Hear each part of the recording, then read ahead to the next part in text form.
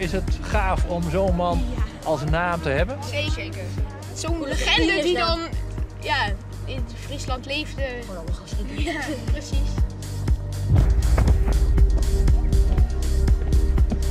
Dat was een man, Zijn gezin die was vermoord of zo, weet ik. en die was boos op de Groningers. Want de Groningers die deden iets en Grutte Pier werd toen boos.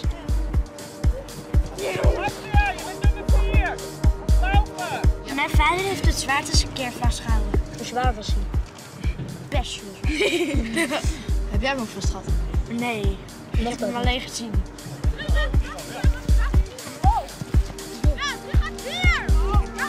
Butterbrie en green cheese, wie dat niet sissen kan, is geen oprechte Fries. Dat zei hij tegen iedereen en als hij dat niet zeggen kon, ja, dan was hij geen oprechte Fries. En dan? Dan werd zijn hoofd eraf gehakt.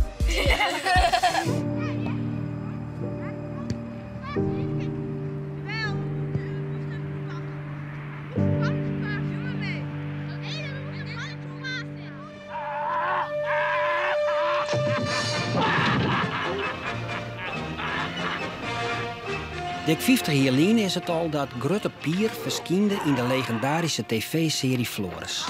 Frieske historici steurden haar destijds bot onder een clichébeeld dat in de serie deelzet waard van de domme kracht die er maar wat in omregen. Wij Friesen, wij nemen het niet dat een ander met onze nationale figuur in de draak steekt. Maar wisten haar zelfs ook net te bevrijden uit de ties van feiten en fictie. Dat is nou juist het tegenaardige. Wij mogen het zelf wel doen. En zij is Grutte Pier onder de dag van Joert nooit loskwam van dat stripfiguur-imago van de rauwe vrijheidsstrijder die het Friesland met bleerte voesten en een grut zwart wist te verschijnen van de Hollanders. Of wat die vreemde machten ik maar wezen mochten. En nou, precies 400 jaar na de deer van Pier, nou we in ons land discussiëren over het bloed en de hond van ons volkshelden en ons afvregen wat we met al die stoombeelden doen moeten, nou riest weer die vraag, waarom willen we hield dit maar dat clichébeeld in stand houden? Die mythe, die mij gewoon echt om gruzels. Grutte Pier weer reactionair. Nou, in die zin, wie had ik zo natuurlijk, hè? Op dit moment kiest Friesland er eigenlijk massaal voor om Grutte Pier te zien als de held. Wat had hij uiteindelijk van Friesland budget? Nou ja, als het nog heel kwart om de hoeken was, zou het neer.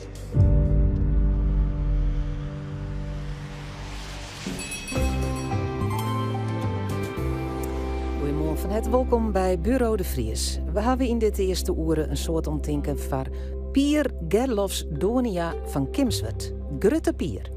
Jamilo, er runst een hotel in Kimswert. Er komen toeristen. Vreeg je ze naar Grutte Pier? Ja, absoluut. Ja? Absoluut. Ja? Het is een heel duidelijk iets waarom mensen richting Kimswert komen. Ze komen speciaal om op de foto te gaan met het beeld. En inderdaad, ze komen bij mij binnen en willen dan het verhaal van Grutte Pier horen. En wat vertelt ze dan?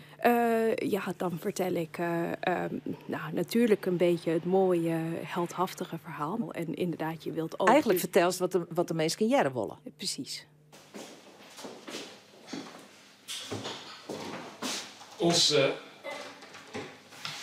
Dit is het uithangbord wat al jaren hier aan de gevel hangt. Hij ziet er niet uit als zo'n bruut of zo, weet je wel? Met een, nee. Maar ook niet dan een sterke vent. Nee, ook niet. Nee. En het zwaard is ook niet zo lang. Nee, klopt. Dus hier ging het al mis. Ja. Hier begint het al wat wazig te worden, inderdaad. Ja. Hoe was het nou echt? Ja. Het is echt een iconisch iets. Je hebt Grutte Pier en daar voelen we wat bij. Maar wat het is, wie het was, dat weten de meeste mensen helemaal niet.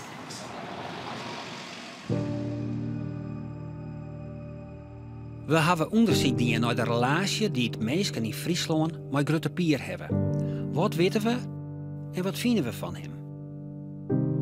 Als de helft van de Friesen vindt dat Grutte Pier een soort bereikt heeft van Friesland. Zo'n op de 10 Friesen vindt Grutte Pier een van de grootste helden uit de Friese geschiedenis. Trajekwart neemt hem een echte icoon van Friesland. Ben dat verhaal, ben dat zagen, ben dat legendes? Wat is dat? Ik denk in het geval van Pier is het een mix van skiernis en volksverhaal. Dat is een mix. Dit is dus het eigen wat dan hard. Kies iemand zeggen zien. En naast de verderop, nou ja, nou eigenlijk al natuurlijk de Pier daar. Dat is de grote pier. Daar is, ja, dat is de grote Pier, ja. Ja. Identiteit en mythen. Het gaat hier eindelijk over identiteit en dan zitten we nu te steggelen en zo en over de taal. Maar wij druwen eigenlijk dan op het taal, maar wij krijgen niks tot amper wat mooi van ons eigen skiën, dus ons eigen verhaal, om het zo maar te zeggen. En verhaal is best wel wichtig voor ons. Een identiteit of een gemeenschap is een denkbeeldige gemeenschap. Het is een narratieve constructie. Dat is in wezen identiteit. En dat hadden we met de mythen te krijgen. Die mythen die scheppen die identiteit.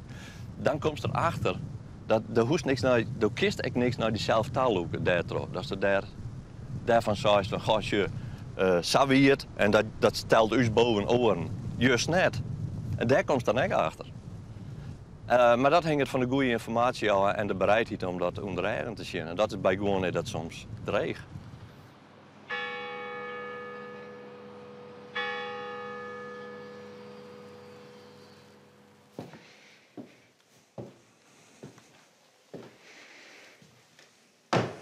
Hier zou de man lezen. Maar er is geen sprankje, geen flintertje bewijs dat er hier leidt. Dan denk je wel van ja, als er nou één plak is, één plak, weet je, mythe en werkelijkheid scheiden kennen. Dan is het je.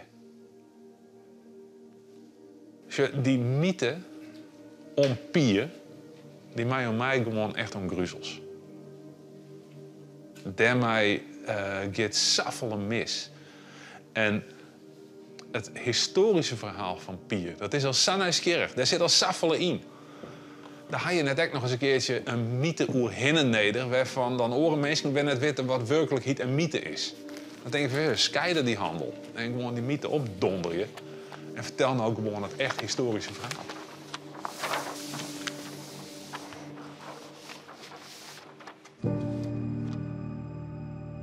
Als de helden van de Friezen zei het net volle meer van Grutte Pier te kennen als je namen.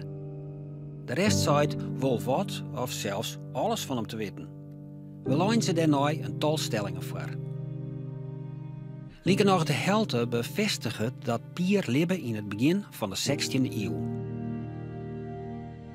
Meer als de helden leert Grutte Pier aan de slag bij Wijns, maar die wie krap 2 eeuwen eerder. 40% denkt dat Pier vocht in het zeest van koning Redbad. En nog eens 40% doet het net als sezen. Redbad leefde zo'n 800 jaar voor Grutte Pier. Ja, dat was een tijd van burgeroorlog.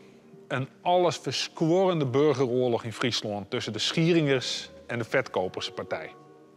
En Pier wie een vetkoper. Je kon net in het midden zitten, het wie één van de twee. En dat wie een twee partijen die elkaar op alle mogelijke wijzen dwars zitten.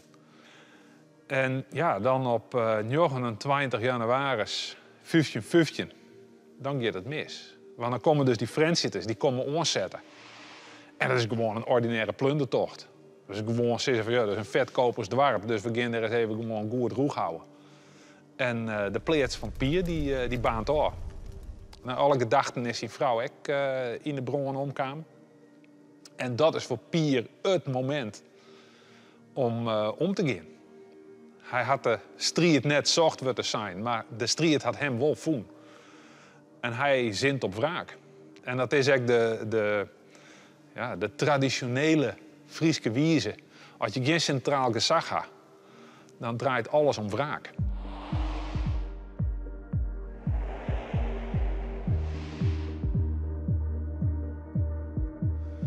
Alleen nog, Friendshit is een bolwerk, net alleen nog van de Schieringerpartij, maar het binnen ook de Saksers die daar zitten. De hertog van Saksen die had daar zijn haardkwartier. Dus als daar omkomst, dan komt dan het Saksisch gezag. En dan wordt er niet in die lietse particuliere verjeldingsactie van Pier, dat wordt er niet in een onderdeel van internationale politiek.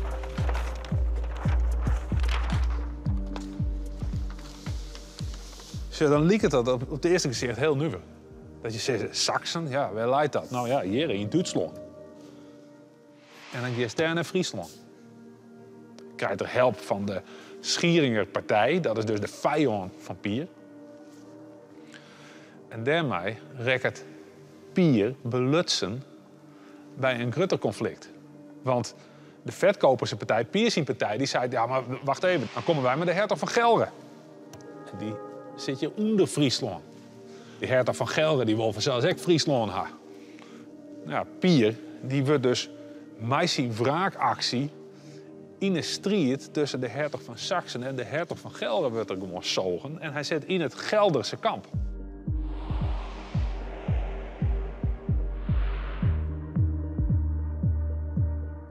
Je had dan gewoon een hertog hier en je had een hertog daar, Saksen en Gelre.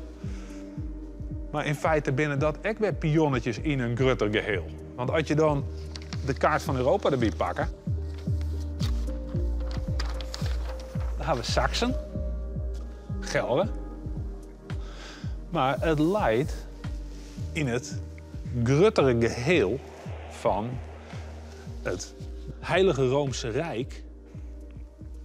En Saksen is dus van het Duitse Rijk, maar Gelre is loyaal aan Frankrijk. En dat leidt hier. Dus in feite de Gelderse belangen binnen de Franse belangen. De Saksische belangen, dat binnen de keizerlijke belangen. En dat Saksen en Gelre dus aan het strijden binnen in Friesland, dat gaat net alleen nog maar om Friesland. Maar je zou haast een soort proxyoorlog, zou je het nemen kennen, tussen Duitsland en Frankrijk. Maar die Gelderse en Saksische troepen, die willen echt weer net een frontale confrontatie hebben. Die willen elkaar net hier en daar slopen. Ja, en Pier die denkt er wat oorzoeken. Ze doen je telkens om elkaar heen, want ergens oors op het politieke terrein gaan ze elkaar nog eens een keertje beneden. Pier die denkt gewoon van wat nou, dit is de vijand, dus die moeten we gewoon de strot aanbieden. En ja, die just gewoon totaal in vers draaien.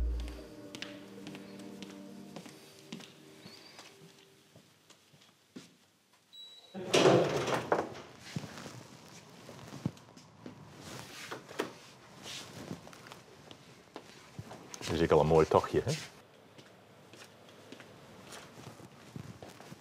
We zijn hier bij de oude bibliotheek van de Universiteit van Frensier. En ik denk van, ja, dat is eigenlijk het mooie verhaal van Friesland, vooral in die 16e eeuw, hoe die maatschappij hem iepent, hoe het geleerden van hoe de hele wereld hierheen komen en hoe wij dus na de middeleeuwen en Hadelingen en Schieringers en Vetkepers eigenlijk in een hele kwartier uw ontwikkeling kennen ta intellectueel centrum in Europa. Grutte Pier, dat kerst als symbool van Friesland nemen. Maar ik vind het volle leuker om een van mijn topstikken te litten. Dit is een eerste druk, eerste printingen van Copernicus. 1543, het boek wat eigenlijk letterlijk de hele wereld op de kop zet het. Net de zinnen die het om de Ierde draait, maar oorsom. En dat boek, en ik nog een van de meest bijzondere exemplaren, leidt hier in Tresor. Dus wat ik de soestikse kennen, dit is een van de iconen van Friesland in die modernisering van de 16e eeuw. Dat we in één keer als Friesland meedienen in dat intellectuele debat in Europa. Maar wat zou het over u, dat wij, als we het over begin 16e eeuw gaan, Grutte Pier verheffen boven zijn collectie die je leidt? Ja, nou, de master toch in het rand van heel tijd een proces van identiteitsziekje in Friesland. Friesland heeft nooit zeg maar, een land west met hudde grenzen. Hè. We hebben nooit een verslijnd territorium west. Dus Friesland is altijd dwaande west om identiteit te creëren, omdat we om dat concept te versterken, omdat we verder eigenlijk net zo volle hien onvestigheid. En zo ben we denk ik in de 19e eeuw, 20e eeuw bij Grutte Pier uitkwam. Want dat wie een Fries, die verzetten hem in de Boetelandse machten. Heel romantisch natuurlijk. Hè? Dus ja, dat is wat de bad is. Kijk, het is natuurlijk een symbool wat staat voor Friesland en vrijheid. Maar ja, er hangt ook een hele andere kant aan het verhaal. Ja. En daarom hebben we natuurlijk ook die wedstrijd bedacht. Ja, misschien moeten we er eens op een andere manier over nadenken. Ja, als Kimswert. Als Kimswert, inderdaad. Ja. En voor anderen ook. Je deed in de eerste Grutte Pier alvast meer maken. Lietse pierkes. Op 1 tegel. Dit is de eerste Grutte. Dit weer de eerste Grutte Pier, ja. Dit krijgt er weer naar. Ja. Dit is het tableau wat ze won, hè. 28 tegels.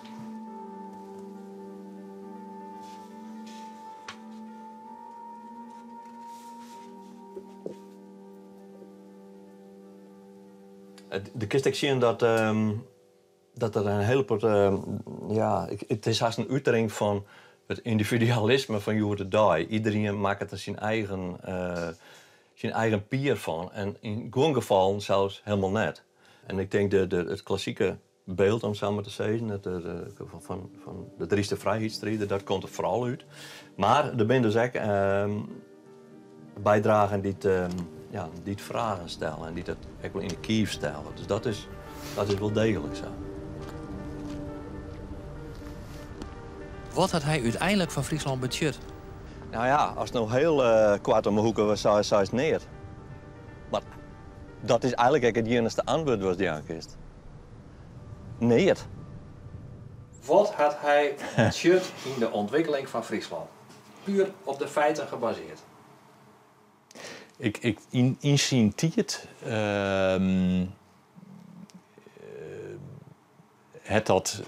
het dat denk ik, maar ik schrik van mijn eigen woorden, het dat niet budgetten.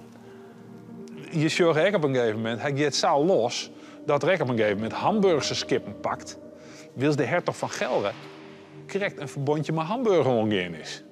Dus op het moment dat Pier gewoon dol enthousiast als een jachthoen met zijn buit onzetten komt, maar mast eens een zin, ik heb hier mijn hamburger skippenhak pakt. Nou, dan weet de hertog net hoe gauw dat er dat gewoon alle hebben gladstrikken mat en gewoon oorkeepje mat. Om ervoor te zorgen dat er geen striederaasje met hamburger krijgt.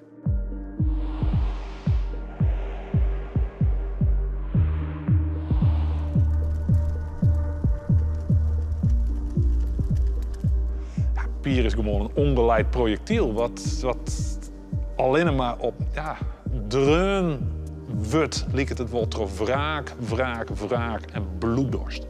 Te dom voor het grote spul. Ja. Toen sinds ik in Grutte Pier weer reactionair.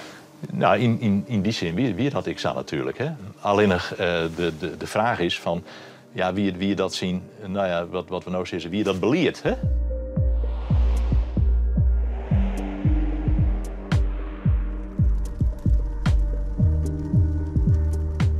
We kennen achteraf, wij zeggen van even los van wat Grutte Pier zelf woe. Het wie wel een achterhoede gevecht en de skiertnis gaan die kant uit.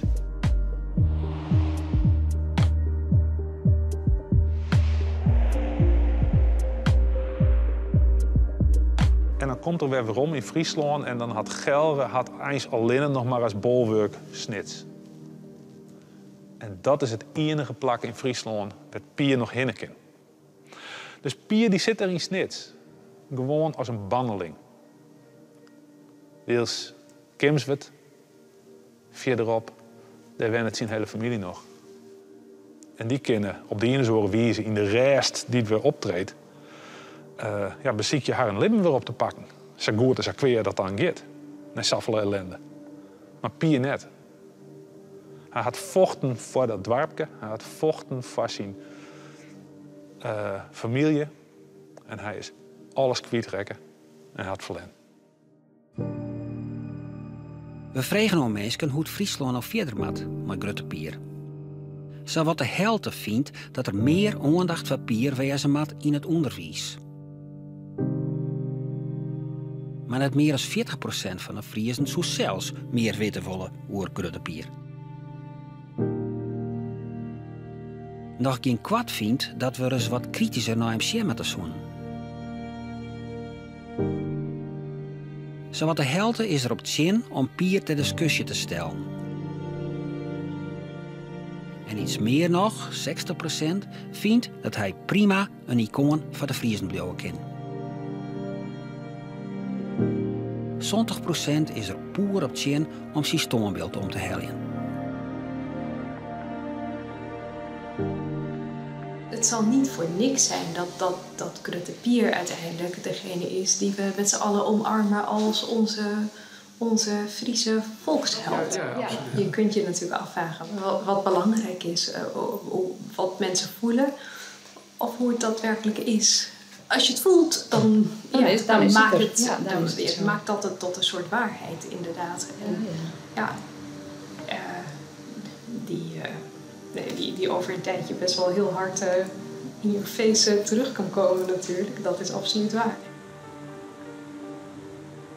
Bewonderend keek Eva naar de breedgeschouderde man met het donkere gelaat en de lange zwarte baard. Zijn ogen glinsterden vandaag. Eva wist waarom. Het was zijn 500ste hemelvaartsdag. Eva, zelf een van de oudste hemelbewoners, was erbij geweest toen de man hier zijn intrede deed. Al direct hadden er verhalen de ronde gedaan over zijn legendarische krachten. Dit is hem. Ja. Voor jou. Ja, heel mooi. Hij is heel veel mensen gaan doden, maar je kunt het toch zien als een worsteling. Ja, en de legende-elementen. Dus dan is er zoveel wat je voor je gevoel kan gebruiken in je verhaal. En dan wordt je gretigheid alleen maar groter om aan zo'n wedstrijd mee te doen. Met een schuin oog keek hij naar Eva.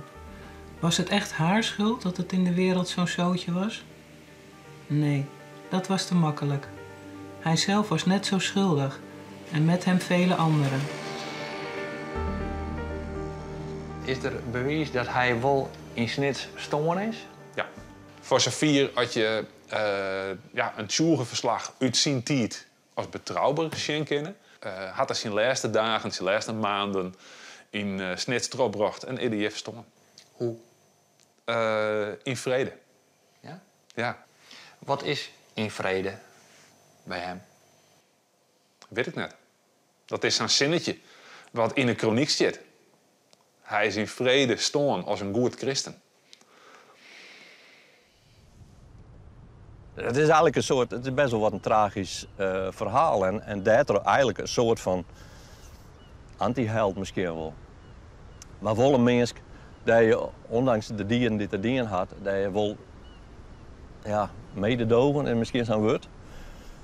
Maar van haar kennen, want het is echt wel weer begrijpelijk. En dat maakt het hem. Ik vind deze Pier die daaruit naar voren te kwam, vind ik volle meer van Weerde en misschien ook wel van Friesland zelfs, als die karikatuur die het altijd West had ontnota. Moeten wij dit moment net eens omgriepen om ons in Friesland te heroriënteren op wat wij eigenlijk vinden van Grutte Pier als icoon? Nou ja, ik denk dat het belangrijk is dat eigenlijk wel weer waarom op de feiten gewoon. Dat is belangrijk. En dat het budget zo dat die helden die mensen daar aangeeft, dan is dat zo. Deelnemers aan die onderzoek kregen de gelegenheid om naar aanrin te zeggen wat ze ervan vonden. Een greep uit de antwoorden.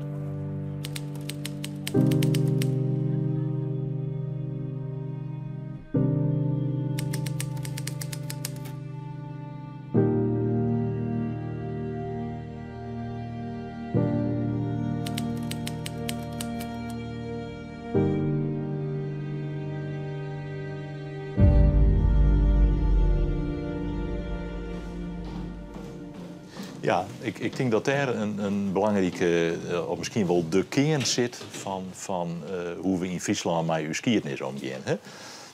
Wat ik correct zei, die identiteitsvormende fase van een jongetje in de eeuw, daar leef je weinig heel tijd in. En in een jongetje in de eeuw is dat een heel vitaal proces, denk ik. Jezelf weer ontdekken. En de kerst eigenlijk zeggen dat we nou een beetje verstrooien binnen in clichés. Hè? En blijkt daar juist net uit dat, maar nou zie ik wel iets heel huts, dat die identiteit van Friesland, ik wil wat, het is wel wat hoe tjoegend of hoe internaliseerd hebben we dat dan eigenlijk? Of binnen dat dan alleen nog die clichés, we hebben eigenlijk ik nog niet van weten. Dus Grutte Pier, dat merk je nou, die confronteert dus met al je pijnlijke vragen van het is het toppunt van Friese identiteit, vrijheid, opofferingsgezindheid. Maar wat zit daar werkelijk? En ben we daar ik echt wel werkelijk in interesseert? Hè?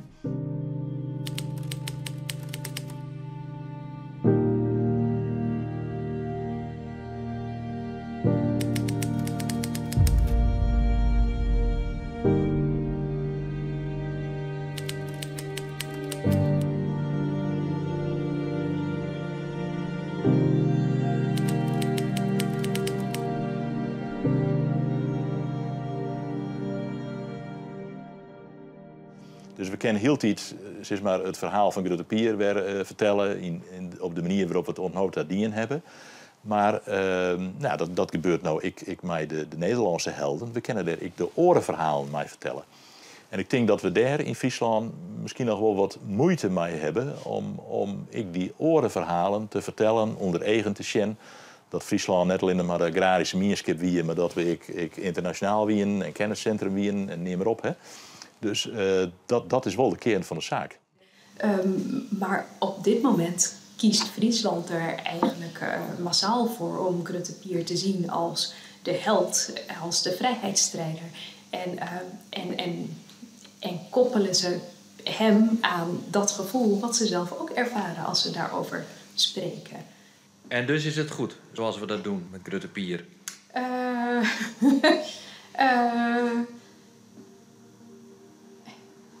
En dus heeft het zijn waarde? En dus heeft het waarde, ja absoluut. Ja, als het goed is, ja, nee, maar de waarde, ja, precies. Ja.